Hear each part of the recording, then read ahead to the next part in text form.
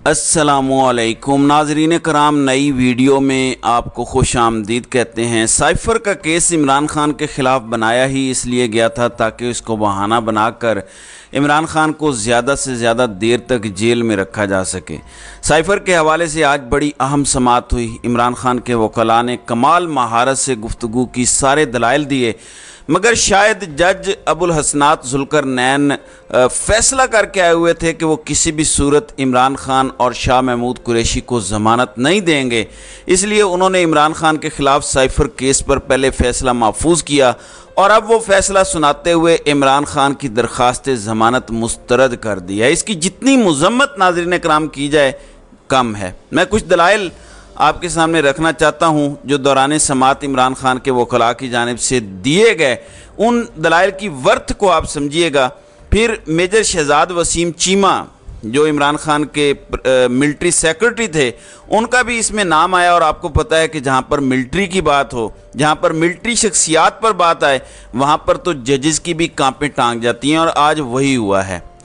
नाज़रीन इकराम, मैंने आपको बताया था कि आज सबसे पहले तहरीक इंसाफ के वकला ने दलाइल दिए। सलमान सफदर ने इस हवाले से कहा कि इमरान खान ने किसी भी सतह पर साइफ़र का मतन जो कंटेंट है वो इमरान खान ने कहीं पे शेयर नहीं किया। फिर राना सनाउल्लाह बता चुके हैं कि साइफ़र वजारत खारजा के अंदर मौजूद है। फिर एक और बात, जब साइफ़र काबीना ने डीक्लासीफाई करने की मंजूरी दी थी तो फिर ये अकेले इमरान खान की जिम्मेदारी कैसे हो गई, बल्कि ये तो पूरी काबीना का मसला है। यानी अगर आपने कुछ करना है या कुछ निकालना है तो इसका मतलब ये है कि आप पूरी की पूरी काबीना को पकड़ें, बजाय इसके कि सिर्फ इमरान खान को पकड़ें। फिर इसके बाद एक और बड़ा अहम मामला हुआ। उन्होंने कहा कि अगर नेशनल सिक्योरिटी कमेटी ने मुतलका मुल्क के सफ़ीर को एहतजाजी मुरासला देने की मंजूरी भी दी है तो फिर जाहिर है कि नेशनल सिक्योरिटी कमेटी ने इस पर इजलास कैसे कर लिया।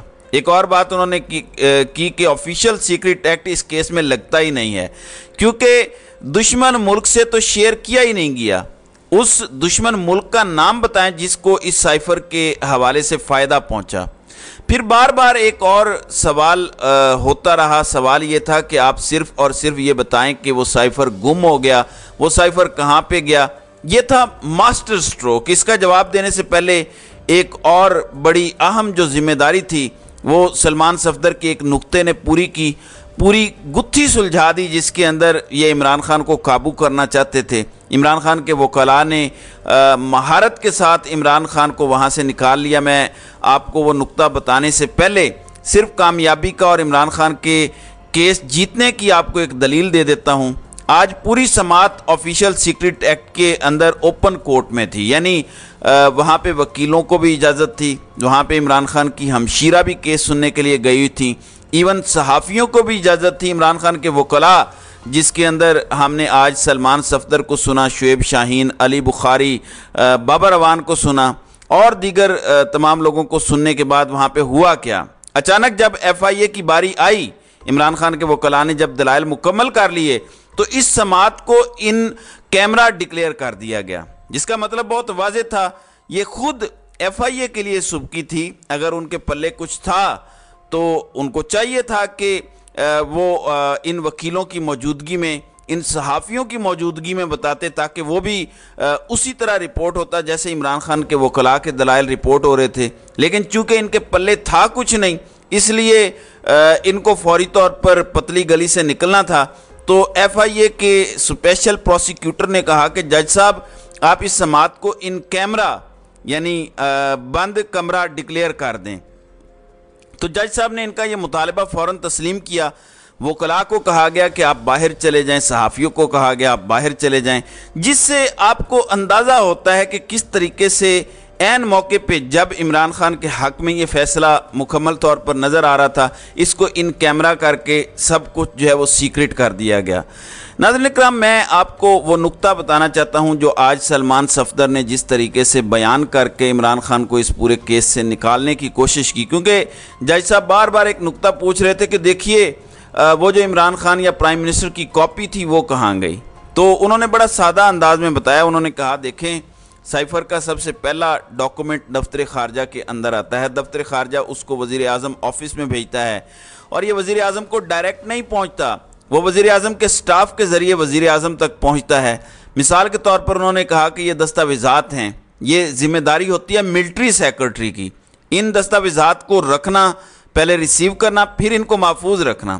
انہوں نے کہا کہ روزانہ کی بنیاد پر ہزاروں کی تعداد میں آئی بی کی، آئی ایس آئی کی رپورٹس وزیر اعظم کے ٹیبل پر آتی ہیں، تو کیا وزیر اعظم ان تمام رپورٹس کو اپنے پاس سنبھال کر رکھتا ہے یا وزیر اعظم ان کا ذمہ دار ہے؟ ہرگز نہیں، اس کے لیے ملٹری سیکرٹری ذمہ دار ہوتا ہے۔ انہوں نے پھر اس کی مثال جج صاحب کو دی اور کہا کہ جج صاحب، اگر آپ اس عدالت سے اٹھ کر جاتے ہیں اور یہاں سے دستاویزات غائب ہو جائیں تو یہ ذمہ داری آپ کی کیسے ہو گئی؟ یہ تو آپ کے عملے کی ذمہ داری ہے۔ اسی طرح سے اگر آپ کہتے ہیں کہ سائفر کی کاپی کہیں آگے پیچھے ہو گئی ہے تو یہ وزیر اعظم کی ذمہ داری ہی نہیں تھی، یہ تو ملٹری سیکرٹری کی ذمہ داری تھی۔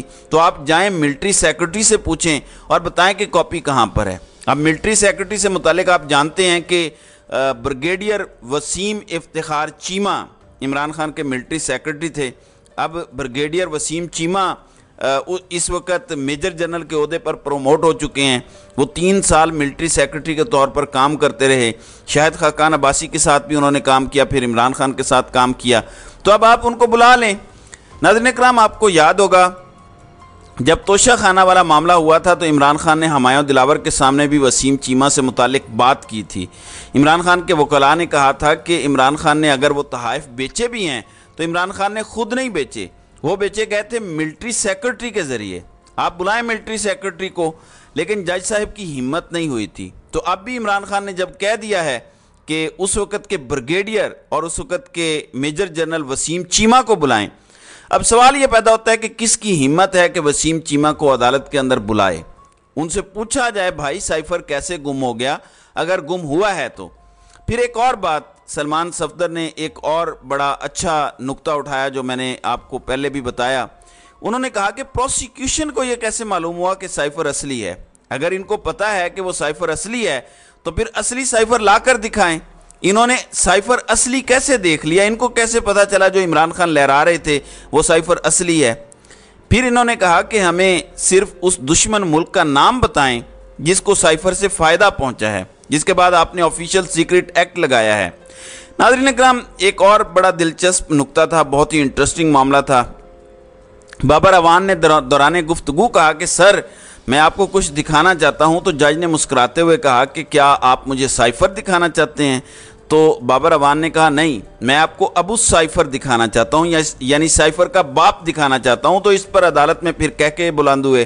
بابر اعوان نے کمرہ عدالت کے اندر جنرل قمر جاوید باجوہ کی ایک ویڈیو چلائی اور اس ویڈیو میں کہا گیا تھا کہ وہ سائفر نہیں تھا بلکہ وہ ایک سادہ کاغذ تھا جو عمران خان نے پریڈ گراؤنڈ کے اندر لہرایا تھا، جس کا مطلب یہ تھا کہ باجوہ صاحب خود عمران خان کو کلین چٹ دے رہے ہیں۔ پھر آج شعیب شاہین اور سلمان صفدر کا یہ نقطہ سب سے اہم تھا کہ اگر کوئی ڈاکومنٹ ہے تو آپ ان سے پوچھیں۔ پھر بابر اعوان نے یہ بھی کہا کہ اگر سائفر چوری ہوا ہے تو پھر قومی سلامتی کمیٹی نے اس پر دوسری میٹنگ شہباز شریف کے دور میں کیسے کر لی، کیونکہ سائفر تو چوری ہو گیا تھا آپ کے بقول۔ اس کا مطلب ہے میٹنگ ہوئی اور اس کے بعد آپ نے پھر پروسیس کو فالو کیا، جو آپ نے سازش اور مداخلت والی بحثیں کی۔ اس کا مطلب یہ ہے کہ یہ کہانی من گھڑت ہے۔ تو یوں بابر اعوان نے بھی اس سائفر والی کہانی کو اس کے منطقی انجام تک پہنچایا۔ پھر یہ بھی پوائنٹ اہم تھا کہ اگر سائفر کیس میں مجرم قرار دینا ہے تو پھر پوری کابینہ کو قرار دیں۔ یہ کیسے ہو سکتا ہے کہ اسد عمر کو آپ نے ضمانت دے دی؟ اسد عمر کو کہا گیا کہ شاید وہ وعدہ معاف گواہ بننا چاہتے ہیں عمران خان کے حوالے سے، تو اسد عمر نے کہا کہ نہیں، میں بالکل بھی نہیں بننا چاہتا۔ تو انہوں نے کہا کہ فرد واحد کا تو یہ معاملہ ہی نہیں ہے، یہ معاملہ تو پوری کابینہ کا ہے۔ پھر جب ڈی کلاسیفائی کر دیا تو ویسے ہی بات ختم ہو گئی۔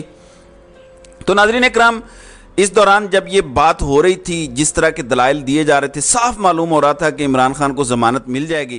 تو اس دوران ایک خصوصی ٹیم اٹک جیل پہنچ گئی۔ وہ اٹک جیل کس لیے پہنچی؟ کیونکہ امکان تھا کہ عمران خان کے وکلاء نے آج اس کیس کو عملاً ختم کر دیا ہے تو عمران خان کی ضمانت شاید ابو الحسنات ذوالقرنین صاحب دے دیں۔ پھر فیصلہ محفوظ کیا گیا اور فیصلہ محفوظ کرنے کے بعد یہ فیصلہ جس طرح سے سنایا گیا ہے، بند کمروں میں جو ہے وہ پروسیکیوٹر کے دلائل سننے کے بعد، دلائل تو ہمارے سامنے نہیں ہیں لیکن عمران خان کے وکلاء نے جس طرح سے دلائل دیے ان کا کوئی جواب نہیں ہے۔ اور نیب کی ٹیم جو ہے وہ القادر ٹرسٹ کے اندر عمران خان کی کیونکہ گرفتاری ڈالنا چاہتی ہے تاکہ ادھر ضمانت ہو تو ہم اس کیس میں گرفتار کر لیں تاکہ عمران خان جیل سے باہر نہ آ سکیں۔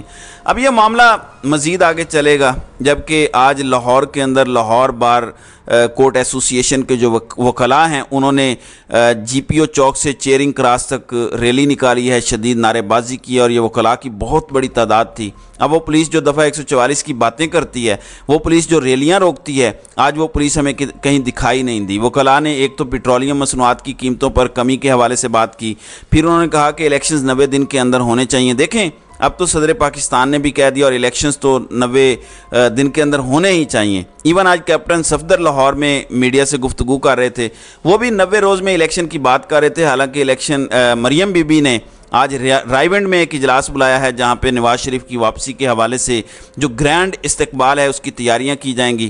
جبکہ اپنے فرمودات میں کیپٹن صفدر نے ایک اور بات بھی کہی، انہوں نے کہا کہ یہ جو ملک میں مہنگائی ہے اس کے ذمہ دار جنرل باجوہ ہیں۔ وہ کیسے؟ کیا انہوں نے یہ جو آپ کی حکومت لانے کا گناہ کیا تھا اس کی وجہ سے مہنگائی ہوئی اس لیے؟ تو انہوں نے بہرحال جنرل باجوہ کو جو ہے وہ ذمہ دار قرار دیا ہے، جبکہ انتہائی افسوسناک فیصلہ ابوالحسنات ذوالقرنین کی جانب سے آیا ہے، جو عمران خان اور شاہ محمود قریشی کی درخواست ضمانت مسترد ہوئی ہے۔ کوئی لاجک نہیں بنتی تھی مگر یہ فیصلہ عدالت کی جانب سے دیا گیا۔ تو ناظرین کرام، آپ کی اس ویڈیو کے حوالے سے کیا رائے ہے؟ آپ اپنی رائے کا اظہار کامنٹ سیکشن میں ضرور کیجیے گا۔